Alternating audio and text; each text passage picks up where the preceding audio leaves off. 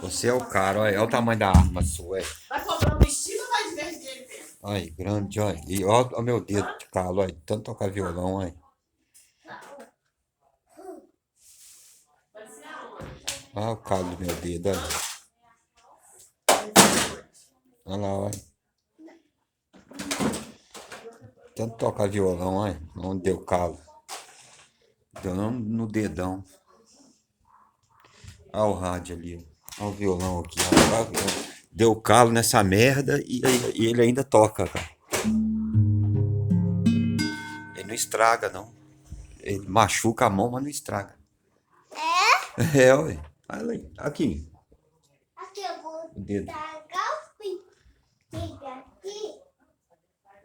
Machuca o dedo, o violão não estraga.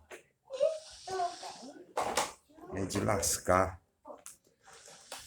Esse frio também tá danado. Esse frio. Deixa eu ver como é que funciona essa arminha. Não fechando. Ah, é, tem que pôr água, né? Aí se pôr água, você aperta aqui. Não, devia ficar um feio aqui, ó. Vai. Na rua, né? É pra pôr água na rua. Mas eu devia pôr. Quando eu passear, mas vai pôr água aqui. Aí eu vou tirar tudo na rua. Gastar água tudo do tubo. Tudo. Mas E eu jogar vou tudo no cano. tirar pra arrumar. E deixar a água tudo plano. Pegar mais água no lago do seu Afrânio.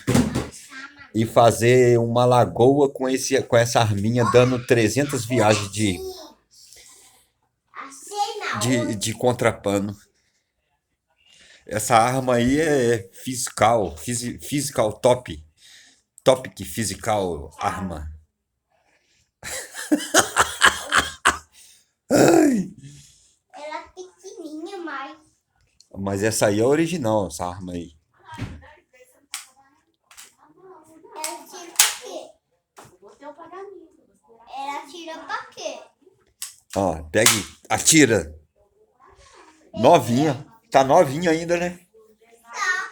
Você comprou? É, foi longe. Foi longe? Eu tenho um vídeo da onde eu comprei. Eu tenho um vídeo. Tanto de... O vídeo é Rogério Geraldo do Retiro. Fala aí. O Wendel. Fala aí, Rogério Geraldo do Retiro, fala. O Edu comprou essa arma e chegou lá. Eu comprei essa aí em Varginha. E toda mão. Fala, Rogério Geraldo do Retiro. Olha aqui. Foi muito longe essa arma.